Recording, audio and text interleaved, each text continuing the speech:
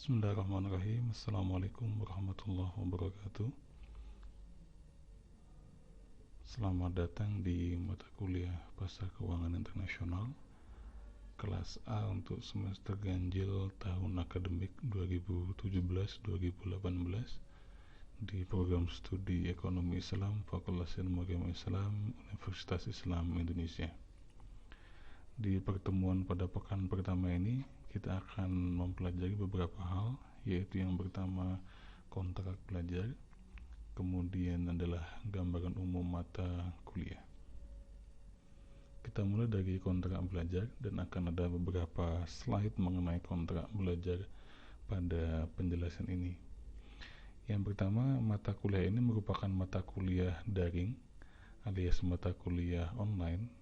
Dengan demikian, perkuliahan memang akan lebih banyak didominasi kegiatan di kelas siber atau saat ini kita menggunakan Classroom, merupakan bagian dari Google Suite yang sudah dihilangkan oleh Universitas Islam Indonesia. Karena itu, mahasiswa nanti akan banyak mendapatkan mata kuliah yang bersifat online, baik video-video dari saya secara langsung maupun video-video yang relevan lainnya.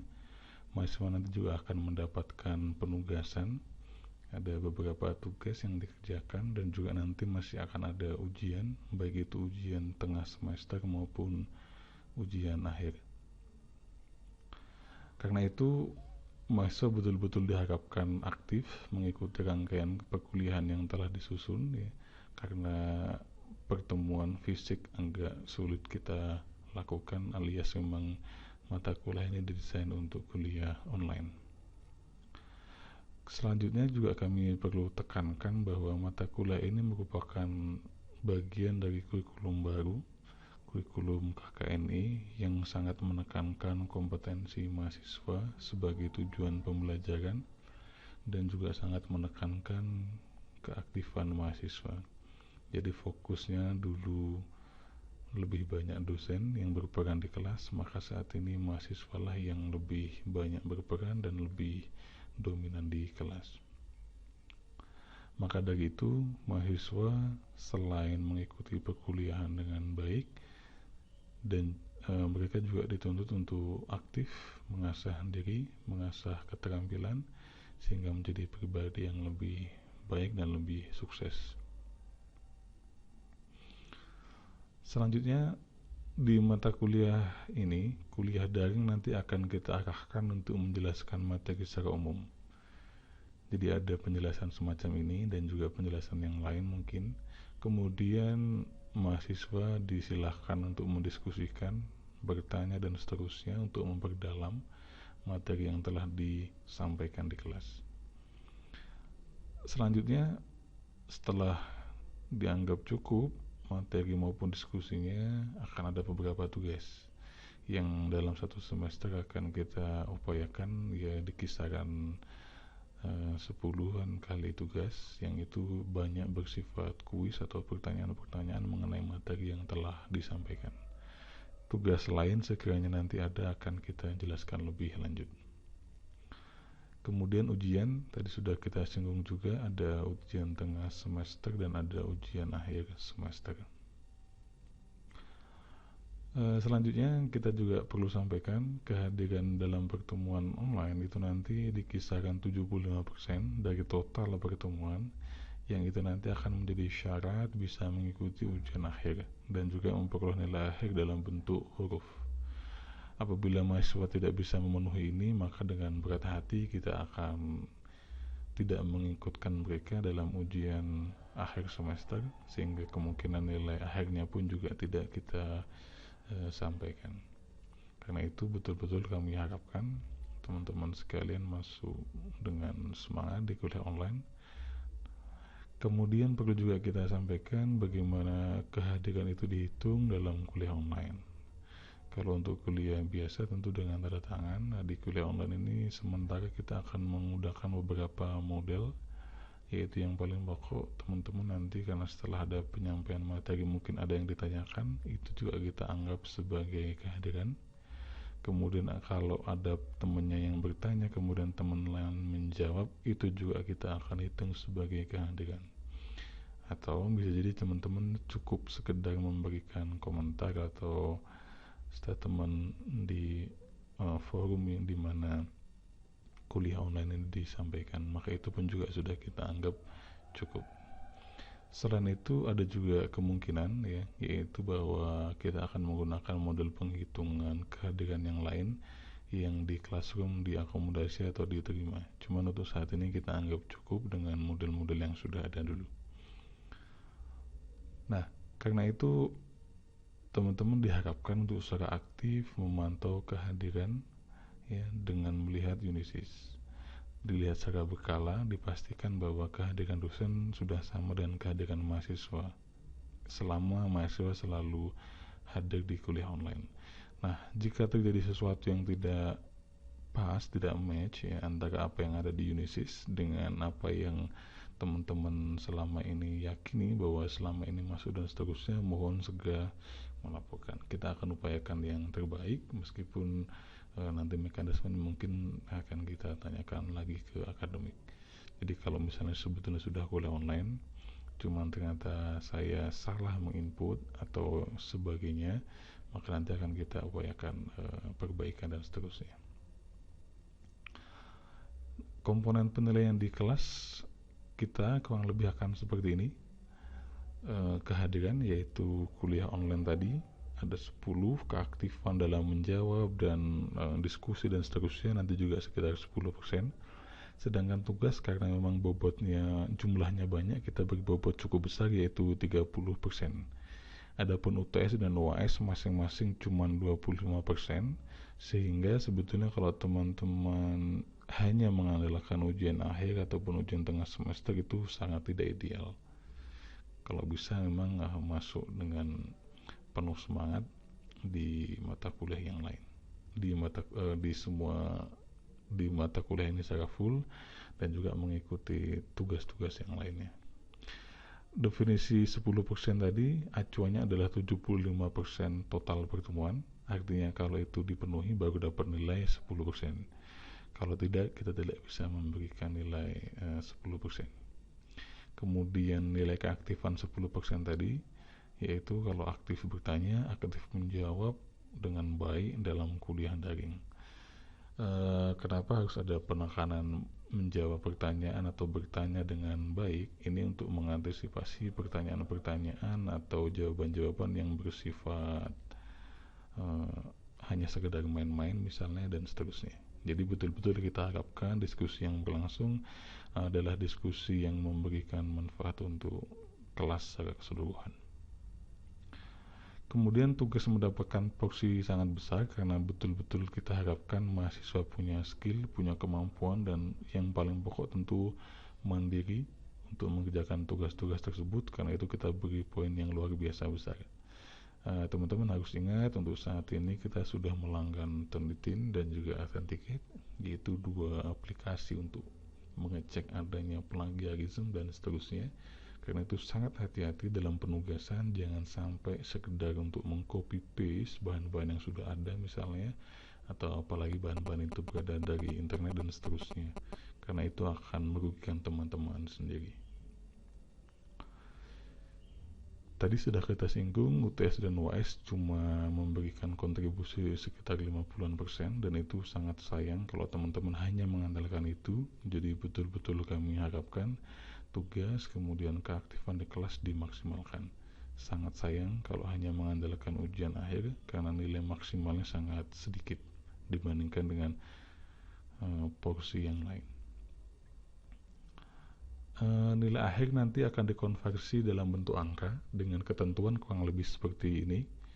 Kita bisa dilihat di sini untuk mendapatkan nilai A saat ini dibutuhkan poin maksimal 80.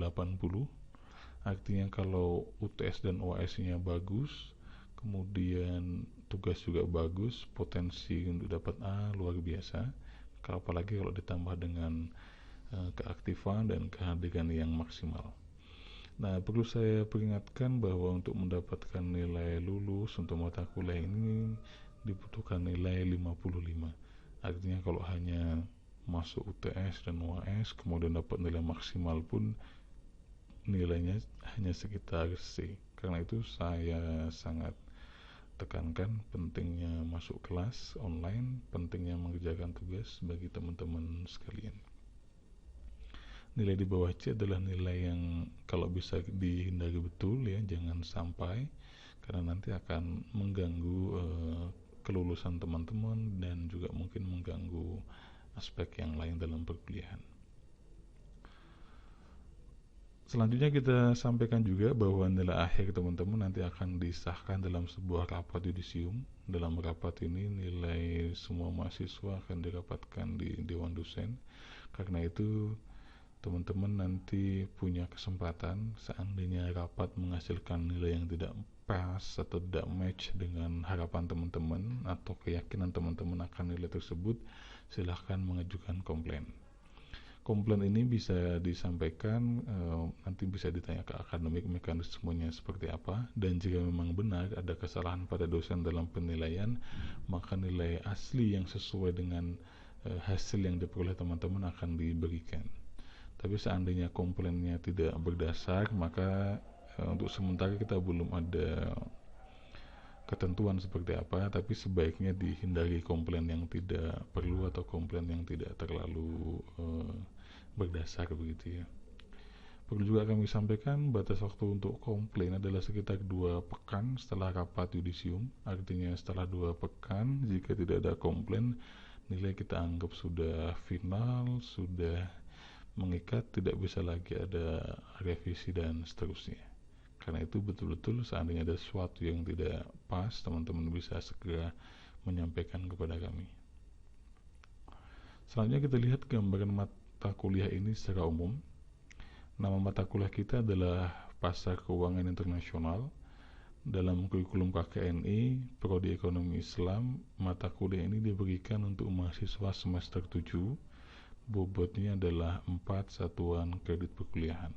Artinya ini mata kuliah yang diambil oleh mahasiswa yang sudah cukup lama kuliah, sehingga berbagai skill, berbagai pengetahuan yang sebelumnya akan sangat membantu di mata kuliah ini dan akan terus digunakan.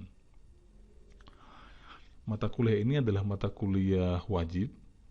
Teman-teman mengambil mata kuliah ini setelah dulu mendapatkan mata kuliah yang lain, yaitu manajemen keuangan mikro dan juga pasar modal syariah. Di pasar modal syariah dulu sudah sempat saya singgung beberapa hal yang mungkin berkaitan dengan pasar keuangan internasional ini. Salah satunya adalah bagaimana kita setiap hari memantau pasar domestik, tapi pada saat yang sama kita juga memperhatikan perkembangan pasar di dunia internasional. Nah, di mata kuliah ini penjelasan dan diskusi kita akan lebih kita perbanyak untuk melanjutkan apa yang telah kita diskusikan di mata kuliah sebelumnya ini. Mata kuliah ini nantinya diharapkan akan mendukung capaian pembelajaran lulusan, yaitu berupa pengetahuan tentang teori dan konsep ekonomi global, khususnya pada sektor keuangan ya, yang ini nanti diharapkan menjadi landasan pengembangan strategi industri maupun keilmuan untuk keuangan Islam. Jadi sangat penting bagi kita karena kita saat ini hidup dalam era globalisasi ya, untuk memahami kondisi internasional terutama bidang keuangan, sehingga nanti teman-teman bisa melaksanakan riset, melaksanakan ataupun berkarir di bidang keuangan Islam dengan spektrum internasional yang lebih luas. Ada 2 capaian yang diharapkan. Yang pertama adalah mahasiswa nantinya setelah mengikuti mata kuliah ini dapat menjelaskan globalisasi, faktor-faktornya, kemudian kapitalisasi industri keuangan, yang itu nanti akan berimplikasi pada putusan-keputusan mengenai transaksi dan seterusnya, sehingga nanti akan dibentuk sebuah pola pemikiran yang sistematis. Selain itu, mahasiswa juga diharapkan mampu menganalisis peluang dan tantangan industri keuangan Islam untuk dapat bertransaksi di pasar keuangan pada level internasional secara tepat. Saat ini banyak sekali instrumen keuangan Islam yang juga go internasional dan juga menjadi tantangan bagi kita para dosen, para mahasiswa ataupun peneliti di bidang ekonomi Islam untuk juga terus mengembangkan peluang yang ada. Bahan kajian yang akan kita acu di mata kuliah ini ada beberapa, yaitu kurang lebih mengenai pengantar tentang pasar keuangan internasional itu sendiri, kemudian tentang globalisasi dan kapitalisasi pada bank swasta, kemudian ada pasar valuta asing, ada pengelolaan risiko nilai tukar, pembiayaan dan investasi internasional, kemudian ada juga struktur kelembagaan pembiayaan dan perdagangan internasional, kemudian ada juga struktur lingkungan makroekonominya, baik secara teoritis maupun praktisnya, dan juga nanti bagaimana membuat model ya, ataupun kondisi institusional pada lembaga keuangan di level internasional. Mata kuliah ini tentu akan membutuhkan banyak bahan diskusi dan bahan banyak bacaan, kan itu karena mahasiswa sudah semester 7 yang ikut mata kuliah ini tentu insya Allah tidak akan terlalu kesulitan. Ada beberapa buku utama yang akan kita gunakan di mata kuliah ini. Ada Capitals of Capital, yaitu yang mendiskusikan sejumlah pusat keuangan dunia. Ini nanti bisa dibaca juga di perpustakaan. Ada juga International Finance and Developing Economies, yaitu bagaimana perdagangan internasional atau international finance itu dampak dan hubungannya di negara-negara yang sedang berkembang, termasuk kita di Indonesia. Ada juga topik yang lebih luas dari Maurice Levy tentang keuangan internasional. Selain itu ada juga satu buku tambahan yang menurut saya cukup bagus dan cukup ideal untuk kita baca, yaitu buku Handbook of